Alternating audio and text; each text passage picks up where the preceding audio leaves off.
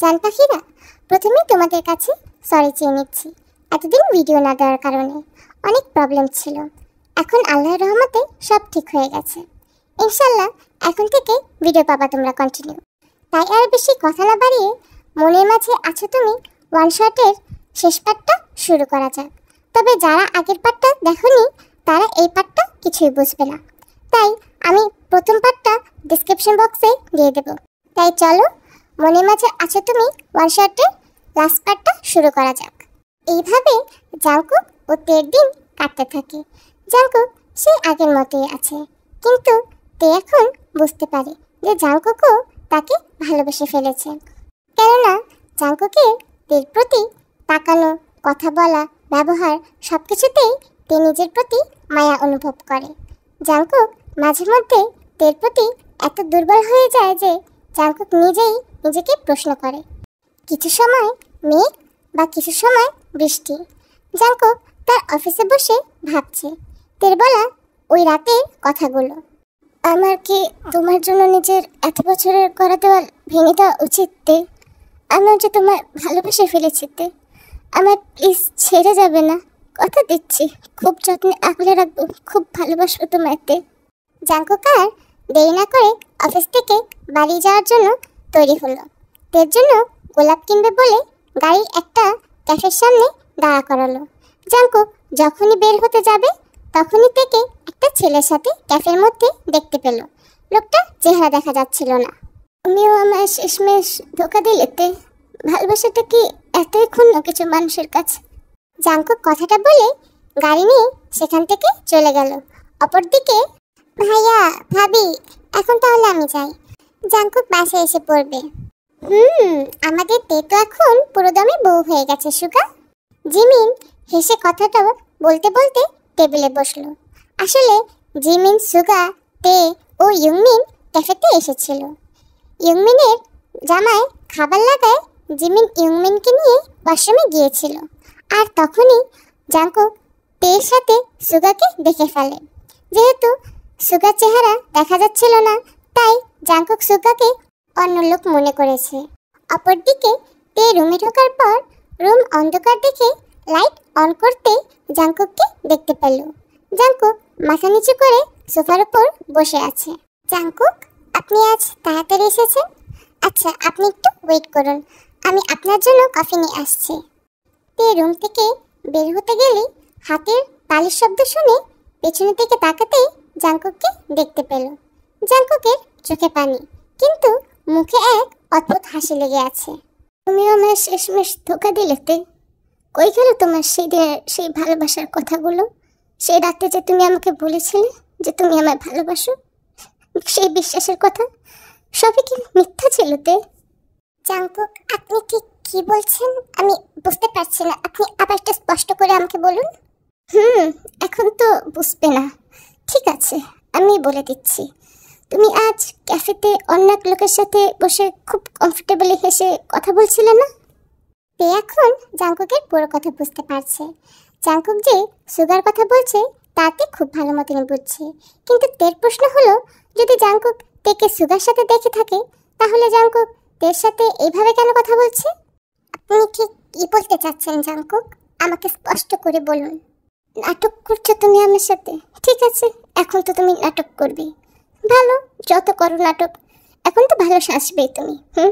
কিন্তু কোনো লাভ নেই, কারণ এখন তো আমি তোমার আসল চেহারা দেখেই নিয়েছি। আর কত করবে নাটকতে? জাংকুক, আপনি ভুল করছেন, একটাবার আমার কথাটা তো শুনুন প্লিজ। কিচ্ছু শোনার নেই, কিচ্ছু না। আমি তোমায় বিশ্বাস করতে চেয়েছিলাম তে, তোমায় আমার না প্রকাশ করা সকল কথা বলতে চেয়েছিলাম।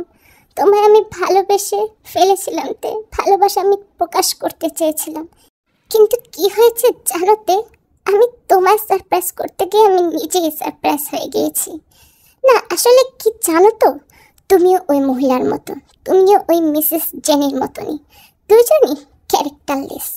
জাংকুকের কথা শেষ হওয়ার সাথে সাথেই জাংকুকের গালে ঠাস করে একটা জোরে করে চড় বসলো। জাংকুক গালে হাত দিয়ে তের দিকে তাকালো। তের চোখ দিয়ে টপ টপ করে পানি পড়ছে। ব্যাস, আর একটা কথা আপনি বলবেন না। কি জানেন আপনি আমার বিষয়? বিয়ে তো করলেন, কিন্তু স্ত্রীর অধিকার দিলেন না। মানলাম, এত মাস একসাথে এক ছাদের নিচে থাকলাম, কিন্তু কখনো ভালোবেসে দুটো কথা বললাম না। মানলাম, কিন্তু আজ আপনি আমায় যে কথা বললেন তা আমি কখনোই মানব না। কারণ আমি জানি যে আমি কোনো ভুল করিনি। একটা মেয়ে আর যাই সহ্য করতে পারে না কেন জাঙ্কুক, আর চরিত্রের উপর কেউ আঙ্গুল তুলুক সেটা সে সহ্য করতে পারে না। আর আপনি তো আমার স্বামী হয়ে আমার এত নিচু করে দিলেন জাঙ্কুক। জাঙ্কুক চুপ করে দাঁড়িয়ে আছে। কেন যেন তের কথাগুলো জাঙ্কুকের বুকে তীরের মতো গিয়ে লাগছে। তেকে আলমারি থেকে শাড়ি বের করে লাকিসে নিতে দেখে জাঙ্কুক বলে উঠল, কোথায় যাচ্ছ এই লাকিস নিয়ে তুমি? এখানে থেকে যে কোনো লাভ নেই। ও, তো মায়া জড়িয়ে এখন তুমিও চলে যাচ্ছ মিস জেনের মতো? আপনার মা আপনাকে ভালোবাসেনি বলেই চলে গেছে, কিন্তু যেই মা আপনাকে এত বছর ধরে ভালোবেসে আগলে রেখেছে না, তার মূল্য তো করবেন না কখনই। কারণ কেন জানেন তো? আপনি এখনো অতীতেই আছেন।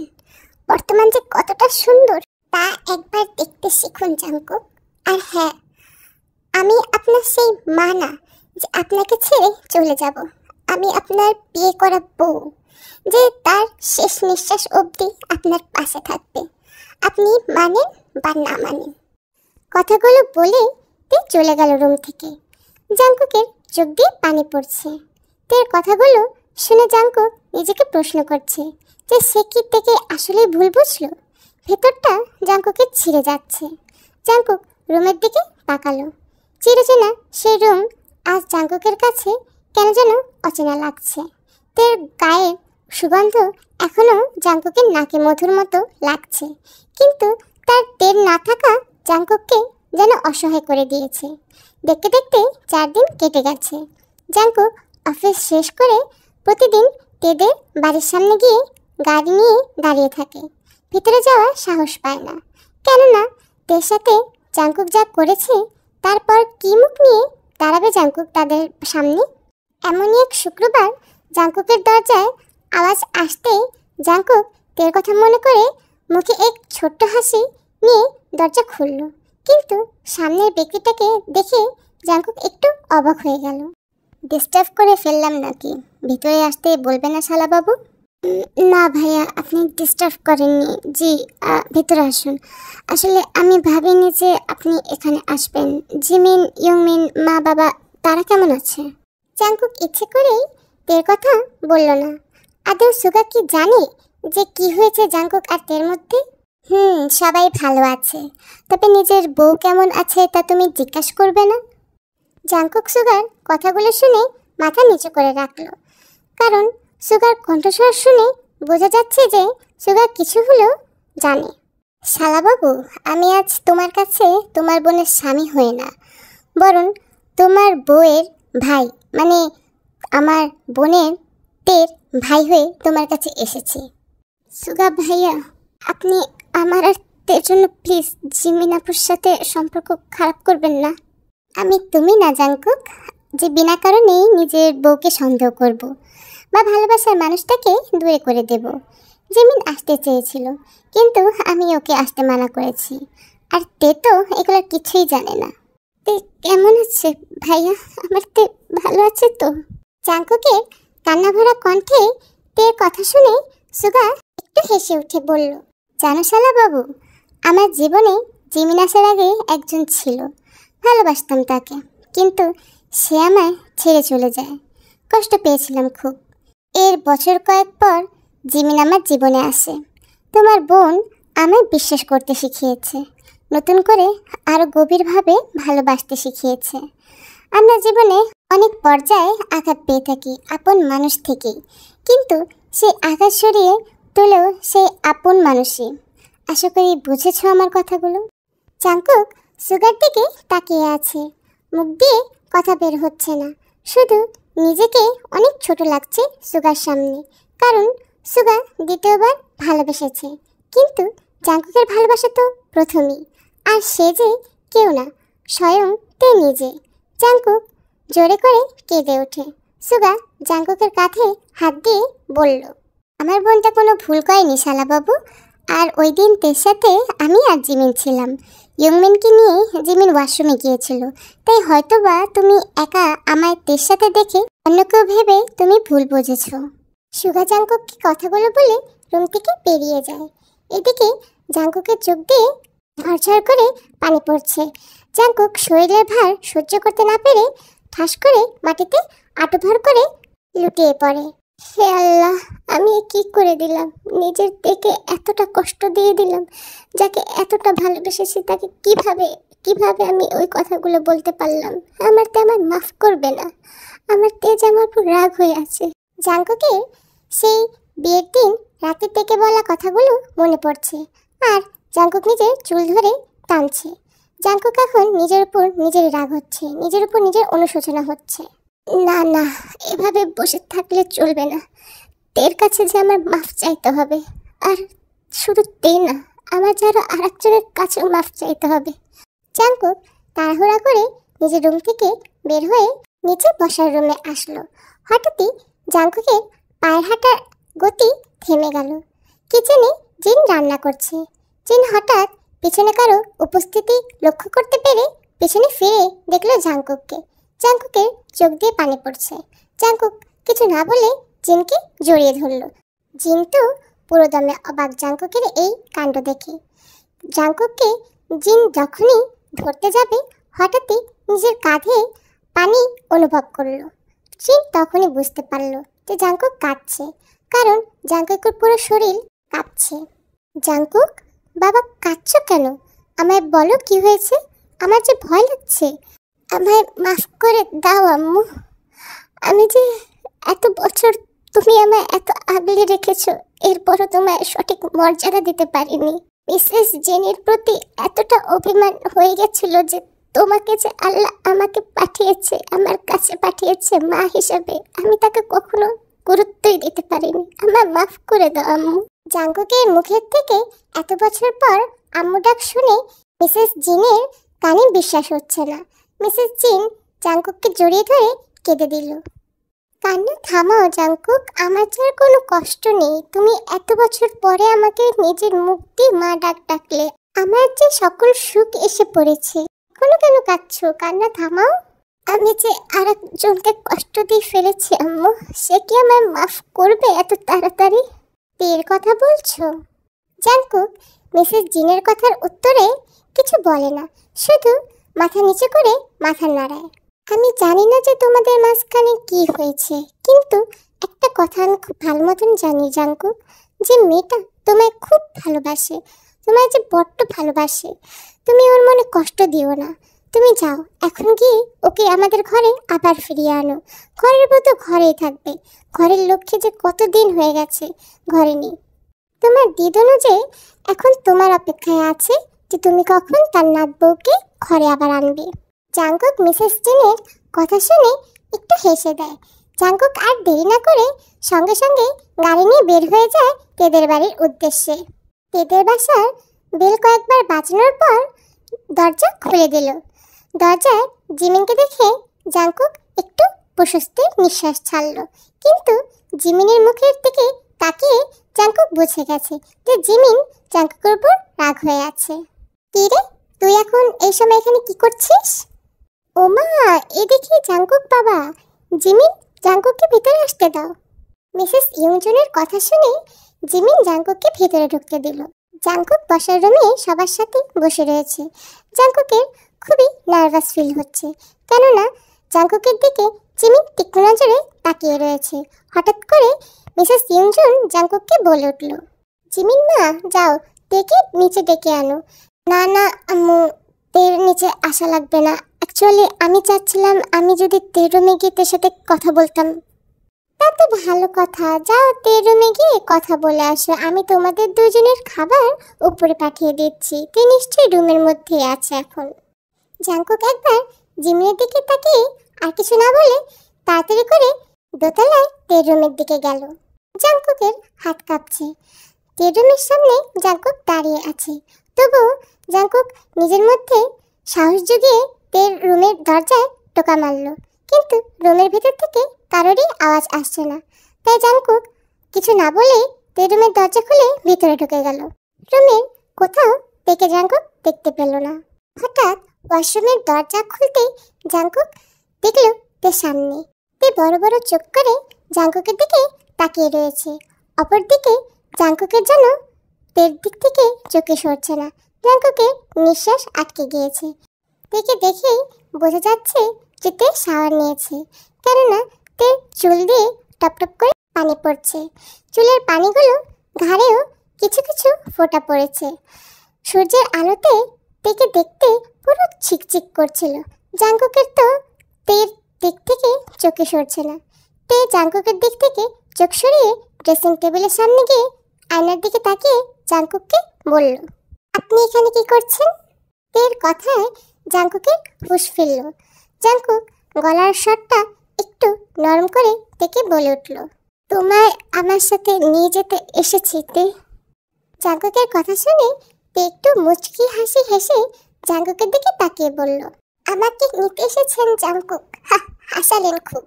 আচ্ছা বাদ দিন, আমাকে নিতে এসেছেন সেটা না হয় বুঝলাম, কিন্তু কেন নিতে এসেছেন? কারণ আমি যতদূর জানি আপনার ভাষ্য মতে আপনার চোখে আমি একজন ক্যারেক্টারলেস মেয়ে, ঠিক না? না তে, তুমি ক্যারেক্টারলেস নও, আসলে পাগল তো আমি। আমি তোমায় কত কষ্ট দিচ্ছি সেটা আমি জানি তে। আমি বলবো না যে আমি ভুল করেছি, কারণ ভুল তারাই করে যারা অবগত নয় সত্যর থেকে। কিন্তু আমি তো সত্যিটা হয়তো বা মনের এক কোণে জানতাম, কারণ ওই দিন যখন তোমায় আমি সুগা ভাইয়ার সাথে ক্যাফেতে দেখি, বিশ্বাস করো আমি জানতাম না ওটা সুগা ভাইয়া ছিল। কিন্তু আমি আমার সেই ভুলের জন্য এক্সকিউজ দেব না তে। আমি এক্সকিউজ দেব না যে আমি পাপ করিনি, আমি করেছি পাপ। কিন্তু একটা কথাই আমি খালি তোমার কাছে বলবো তে, শুধু একটা request, I just want a last chance তে, আ লাস্ট চান্স। প্লিজ আমাকে মাফ করে দাও তে, আমার সাথে ফিরে চলো বাসায়। সবাই তোমার অপেক্ষা করছে, ইভেন আম্মু তোমার অপেক্ষা করছে তে। আম্মু কাকে বলছেন? জি আম্মু, আম্মু যে তোমার জন্য অপেক্ষা করছে তে, ইভেন দিদুনও অপেক্ষা করছে। আমি আম্মুর সাথে সব মিটমিট করে দিয়েছি তে, আম্মু আমাকে ক্ষমা করে দিয়েছে। তুমি আমাকে শিখিয়েছো ভালোবাসতে তে। আমি যে আম্মুকে আবার নতুন করে মা ডাকতে শিখেছি, আমি তাকে আপন করে নিয়েছি তে। আমার সাথে ফিরে চলো বাসায়। না জাংকুক, আপনি যা করেছেন সেটা আপনি আপনার ভুল বুঝতে পেরেছেন, সেটা আমিও বুঝেছি। কিন্তু আপনার সাথে আমি বাসায় যেতে পারবো না, কারণ ওই রুমে যে আমি আপনার সাথে ওই মুহূর্তগুলো শেয়ার করেছি, যে মুহূর্ততে আপনি আমাকে ক্যারেক্টারলেস বলেছিলেন, কোনো নারী সেটা সহ্য করতে পারবে না জাংকুক। আর আমিও একজন নারী, তাই আমিও সহ্য করতে পারলাম না। আর আপনি তো আমার নিজের স্বামী, সেদিনকে যে কথাটা বলেছি সেটা সত্যিই ছিল। আমি সহ্য করতে পারিনি জাংকুক। এখনো না এই বুকের মধ্যে আমার ব্যথা করে, এখনো আমার কানে সেই আপনার মুখের বলা কথাগুলো ভাসে। তাই আমি আপনার সাথে ওই বাসায় যাব না, অ্যাটলিস্ট এখন তো নয়। জাংকুক এখন তের বলার কথাগুলো শুনে একটা জিনিস বুঝেছে, যে তে হয়তোবা জাংকুককে মাফ করতে পারবে, কিন্তু এখন নয়। আর জাংকুক থেকে বাধ্য করতে চায় না, কারণ সে যা করেছে সে তার জন্য নিজেও অনুতপ্ত। তাই জাংকুক তের দিকে লাস্টবার তাকিয়ে একটা কথাই বলল, আমি জানি না যে আমার আরো কতটা দিন অপেক্ষা করা লাগবে তে, কিন্তু আমি একটা জিনিস বিশ্বাস করছি মনের মধ্যে, যে তুমি ফিরে আসবে, আর আমি সেই দিনে অপেক্ষায় থাকবো। কথাটা বলে জাংকুক তের রুম থেকে চলে যায়। নিচে গিয়ে জিমিনের দিকে তাকিয়ে বলল, আমাকে ক্ষমা করে দিস আপু, আর আমার তের ঠিক মতন খেয়াল রাখিস। এমনই দেখতে দেখতে বাকিটা এক সপ্তাহ কেটে গেল। জাংকুক রোজ তেদের বাসার সামনে গাড়ি নিয়ে দাঁড়িয়ে থাকে। এমনই হঠাৎ একদিন তেদের বাসার সামনে গাড়ি নিয়ে দাঁড়িয়ে আছে। হঠাৎই গেটের খোলার আওয়াজ শুনে সামনের দিকে তাকাতে জিমিনকে দেখতে পেল।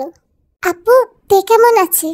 জাংকুক, অনেক হয়েছে, তুই এখন আর এখানে দাঁড়িয়ে থাকিস না। তুই জানিস না তুই এখানে প্রত্যেকটা দিন দাঁড়িয়ে থাকিস, তেরও বাসা থেকে বের হতে সমস্যা হচ্ছে। তুই তো জেনে বুঝে এসব কেন করছিস জাংকুক? তুই একটু সময় দে, তুই এখন তোর সামনে তোর সাথে দেখা করতে চাচ্ছে না, তুই কেন বুঝছিস না? আমি মানছি আমার ভুল হয়েছে আপু, তুই তো সুগা ভাইয়াকে ভালোবাসিস, তুই তো জানিস যে ভালোবাসার মানুষের কাছ থেকে দূরে থাকতে কতটা কষ্ট লাগে। এই কষ্টতেই না আমি দিন দিন পড়ছি। আচ্ছা বুঝলাম, আমি এখানে দাঁড়িয়ে থাকবো না।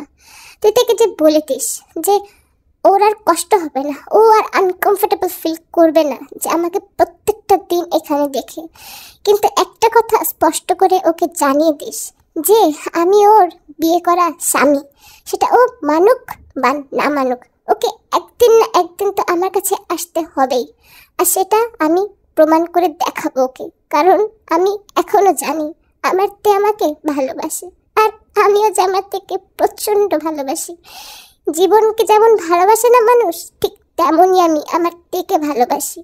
কথাগুলো বলে জাংকুক সেখান থেকে গাড়ি নিয়ে চলে যায়, আর এদিকে জিমিন নিজের মোবাইলের কলের বাটনটা কেটে দেয়।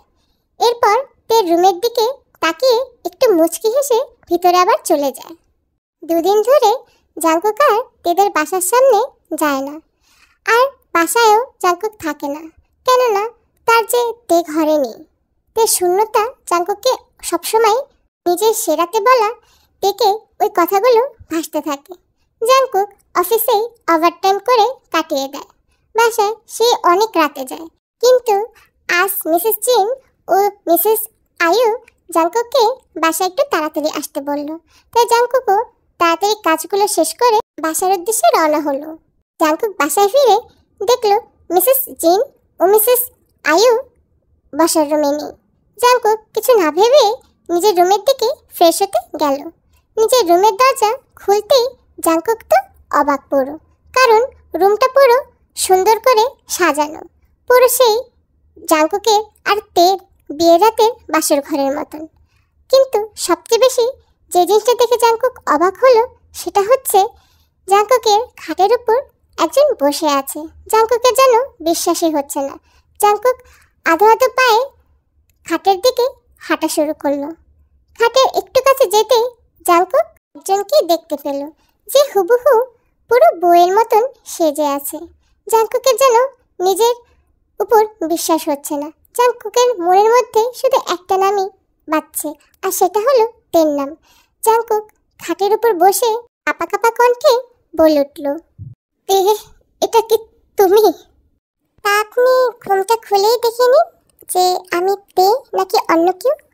জাংকুক তের কণ্ঠস্বর শুনে সাথে সাথে কাঁপা কাঁপা হাতে জাংকুক তের ঘুমটাটা খুলে দিল।